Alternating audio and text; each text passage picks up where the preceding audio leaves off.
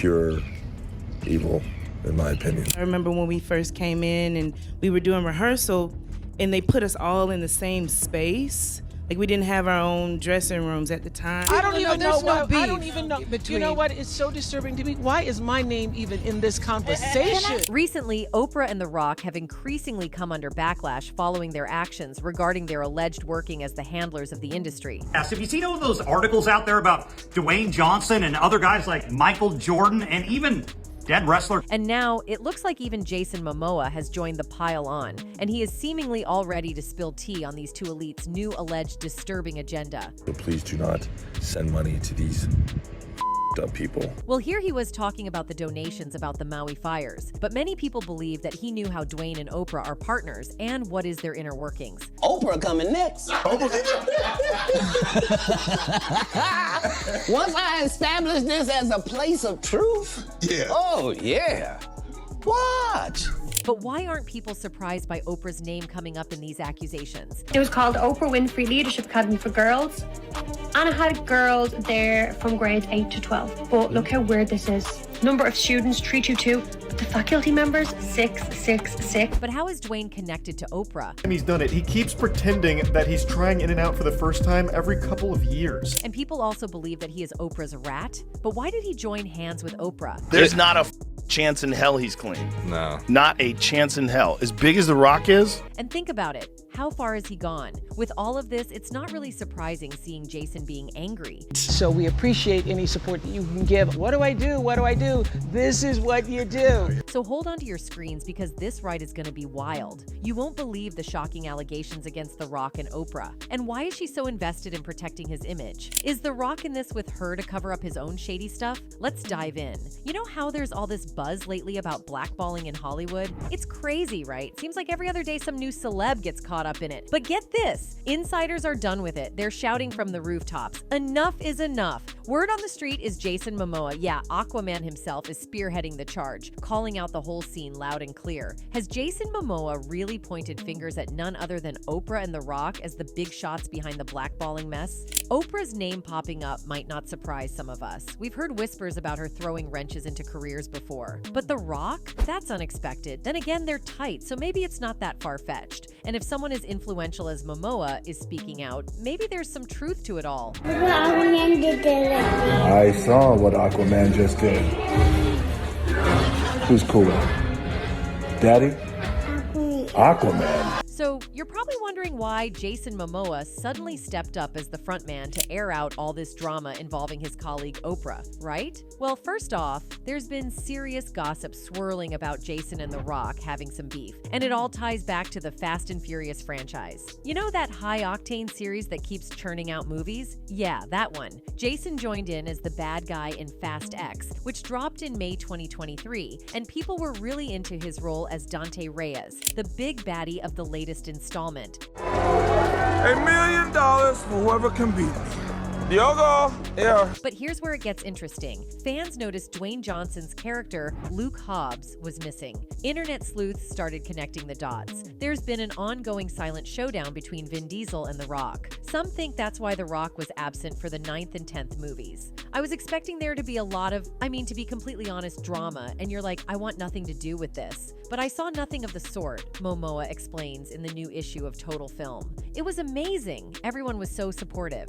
I had a ball with Vin. I was just shocked at how cool everyone was. No one was jaded. Everyone was just really, really happy to be there. Now picture this. Jason stepping into the villain role, stealing some limelight. Naturally, tongues wagged, rumors flew. Maybe there's some bad blood brewing between The Rock and Momoa over all this. Neither has spilled the tea on any feud they might have, but you know how it goes. People love to speculate. Maybe that's why Jason's not holding back now, calling out The Rock. But how did The Rock's name end up in this mix? Now, Dwayne "The Rock" Johnson is a name that rings bells both in the wrestling ring and on the silver screen. His journey from body slamming opponents in the WWE to dominating Hollywood is nothing short of epic. Sure, he's known for his larger-than-life persona, but what really sets him apart is his drive and adaptability. Just think about it. The Rock has been in some seriously big-ticket franchises like Fast and Furious, and he even got his own spin-off movie, Hobbs and Shaw. Plus, he's not just about action flicks. He's got that soft side too, voicing Maui in Moana and winning hearts everywhere. But here's the kicker, even a megastar like The Rock isn't immune to serious drama.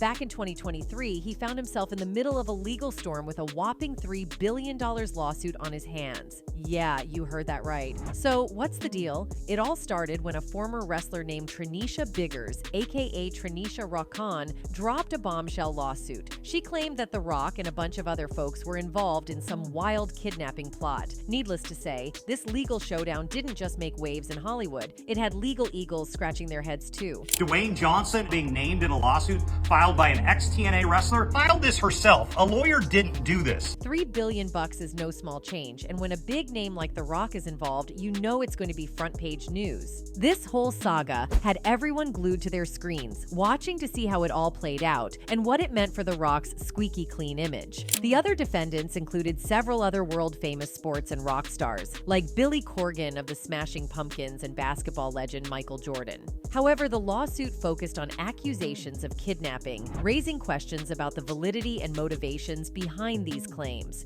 Biggers' allegations suggest a complex plot involving Johnson, his ex-wife and business partner Dany Garcia, and purportedly conspiring to abduct her and her children. But here's where it gets even juicier. This whole mess dates back to 2019, involving messy custody issues. Biggers claims she was arrested and then suddenly faced threats and aid, pointing fingers at Johnson and his crew, alleging they hired people to whisk her away from her home in Florida to Miami. Now, The Rock and Garcia are coming out swinging, denying every last bit of it through their legal team. They're shouting from the rooftops, "We had nothing to do with it!" And hey, the court even backed them up, dismissing the whole shebang in June 2023, saying the claims didn't hold water and lacked evidence. But some folks out there still say there might be more to the story.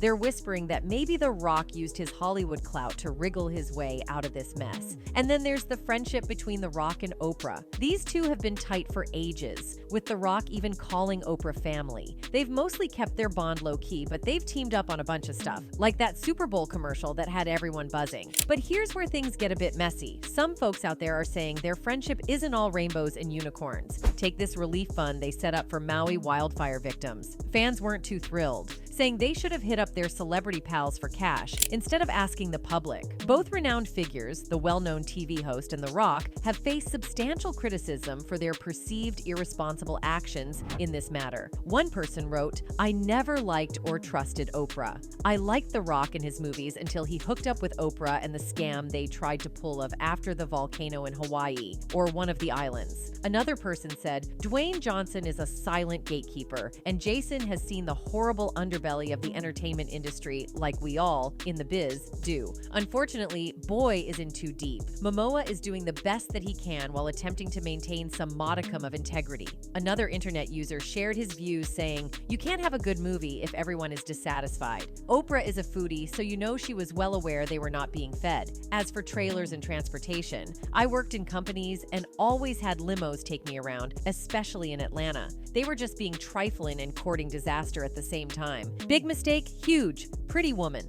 Over an extended period, Hollywood played a leading role in perpetuating a variety of regrettable stereotypes that ultimately influenced the perception of Black individuals for a significant portion of the population. During this period, a debate emerged, suggesting that due to the limited opportunities in the entertainment industry, Black artists often felt compelled to take on stereotypical roles as a means of sustaining their livelihoods. And Oprah has apparently played her role in exploiting them. So Oprah seems to be stirring up headlines again, and not for the best reasons in the media biz. Dave's apparently annoyed at how smoothly sugar-coated figures like Oprah can handle things. Yeah, it's like Oprah has been subtly hinting at Dave's downfall, right? She seems to have a knack for sensing when things aren't right. And you're right, Oprah's had her fair share of controversies, accusations of smear campaigns against critics, sabotaging careers, and some really disturbing claims. Oprah legitimized the notorious criminal Joe Teixeira, aka John of God, as a miraculous faith healer, one who could cure cancer. Back in 2007, Oprah Winfrey launched the Leadership Academy for Girls in South Africa, inspired by Nelson Mandela. It faced initial opposition from the South African government due to its high costs in a poorer area. When the school opened, its luxurious facilities like salons and gyms raised eyebrows. Over the years, scandals have surfaced at the school, but conspiracy theories about HT remain unsubstantiated. Oprah, look up, man.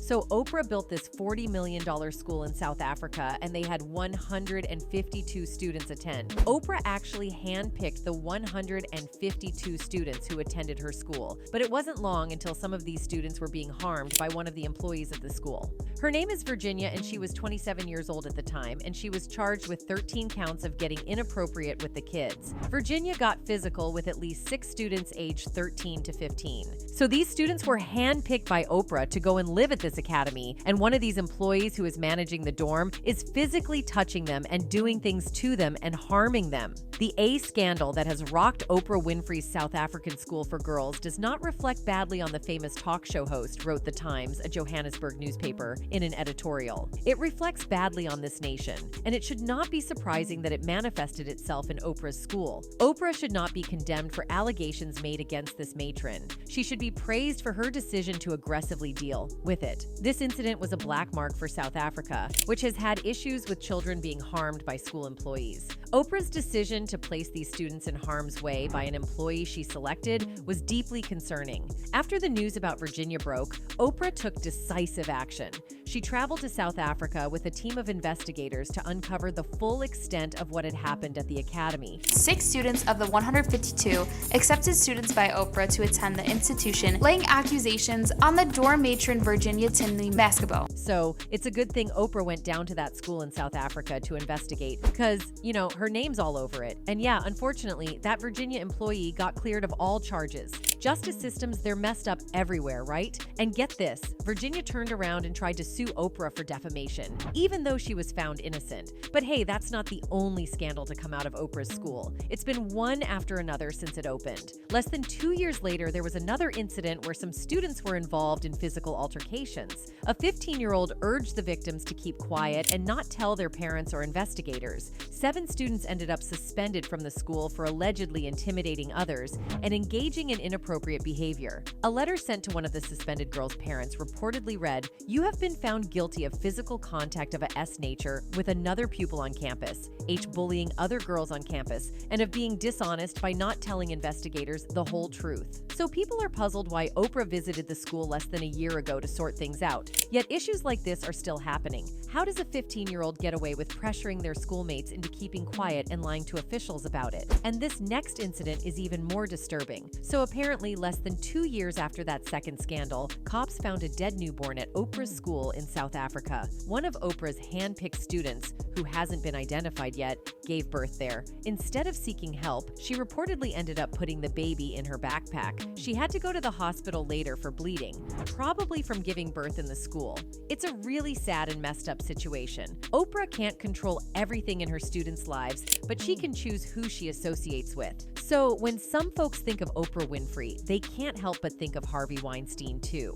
They've been linked for over 2 decades as friends. A lot of people argue that Oprah couldn't have not known about Weinstein's reputation, which has been shady since the 90s. When he faced all those accusations and cancellations, Oprah allegedly reached out to offer support, though her team denies it. But because of her longtime friendship and sympathy shown towards him, people wonder why Oprah would stick by someone like him, especially given his disgusting behavior. Now, here's another celebrity Oprah brought into the limelight, John of God, this so-called healer. Oprah basically gave him credibility by featuring him on her show. But here's the creepy part. Turns out, he's a criminal. John of God had this healing center in Brazil where he claimed to use spiritual powers to help people, but instead he was abusing them. It's unsettling that Oprah's pals seem to include all these shady characters who harm others. There's this awful story about him where he assaulted a woman during a private session at his center. He'd manipulate vulnerable people using his supposed healing powers for his own selfish gains.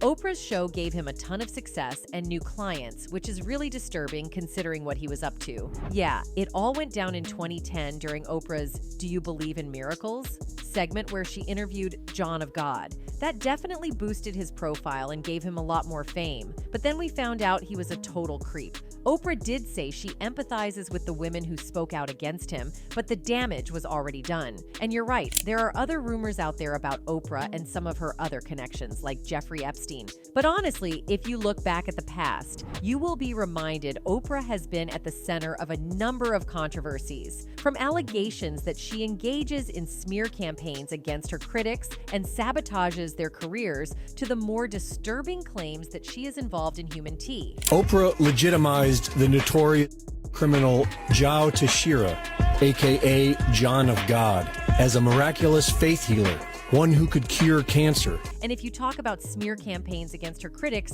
you would really like Monique Oprah's controversy at the top. And if you don't know, let me tell you that Oprah has totally ruined Monique's career, that she is allegedly now about to get homeless. And look at Oprah, who hasn't even apologized to Monique for the damage she has caused to Monique. So for 8 years, my family has suffered and my career has suffered because what I would not allow those entities to do was bully me. But why hasn't Oprah apologized yet? Obviously because of her ego and pride. In 2009, Oprah and Tyler Perry released their Lee Daniels-directed film Precious to the world. The makers of the film made the decision to send Monique on a publicity tour in order to capitalize on the enthusiasm produced by the media as a direct result of the positive critical reception the movie garnered. She said, "I had no idea I'd been blackballed because I don't think that Hollywood has turned its nose up to me," said the actor, suggesting someone had decided to teach Monique a lesson because she's not playing the game. And you know what, the thing that left me in awe was that Monique literally said that Oprah was making unreasonable demands during their movie campaigns.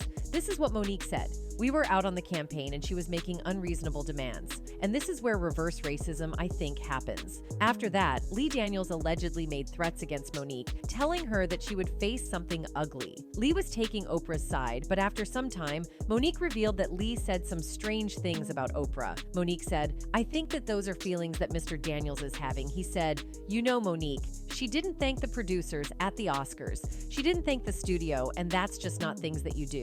This makes me hypothesize that Oprah is also not good to the junior artists or the staff that are usually present during the movie. It would appear that the general public has long suspected that Oprah is hiding something.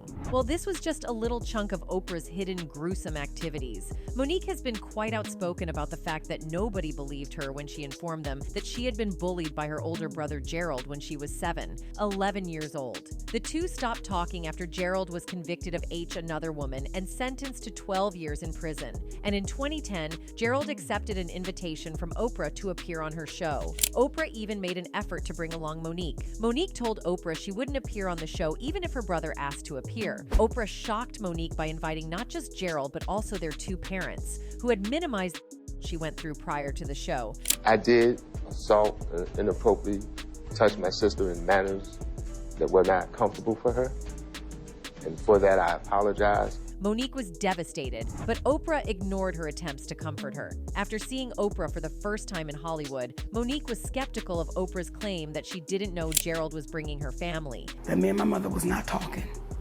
I shared with her, we were in a really bad place. I shared with her, I was hurt. And then there is this Taraji P. Henson incident. Rumors of a feud between Oprah Winfrey and Taraji P. Henson surfaced during the press tour for the upcoming Color Purple musical film, where she discussed that she has always been underpaid. Speculation gained momentum after a viral video prompted fans to analyze the body language between the two stars, fueling rumors of potential tension. Nevertheless, Oprah and Taraji promptly took to social media to address the rumors, unequivocally dispelling any notion of a feud. Oprah praised Taraji's talents and expressed enthusiasm for her portrayal of Shug Avery in the film, while Taraji defended Oprah, emphasizing the unwavering support and guidance she had received from her. The rumors were swiftly quashed as both actresses showcased solidarity and mutual admiration. Undoubtedly, Oprah Winfrey has erected an influential media empire that spans television production, acting, and publishing.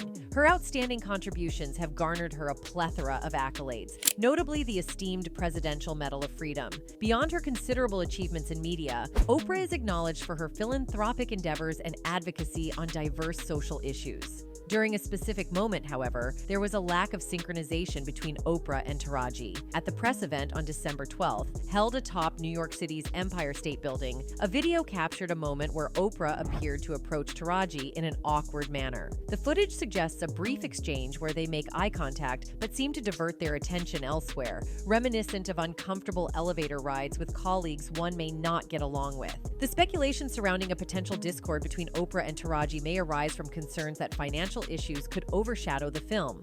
With Steven Spielberg, Quincy Jones, and Oprah herself serving as producers, there could be a shared desire to maintain the focus on the project rather than personal financial matters. Interestingly, Oprah, despite her considerable wealth, can empathize with the financial struggles faced by Black actors in Hollywood. In a December 19th interview with Oprah Daily alongside her close friend Gayle King, Oprah revealed that she received only $35,000 for her role as Sophia in the original The Color Purple. She emphasized that she would have taken on the role for nothing, underscoring a shared understanding of the financial challenges within the industry. During the interview, Oprah remarked, "That's how you know you really love something when you would do it, even if nobody was paying."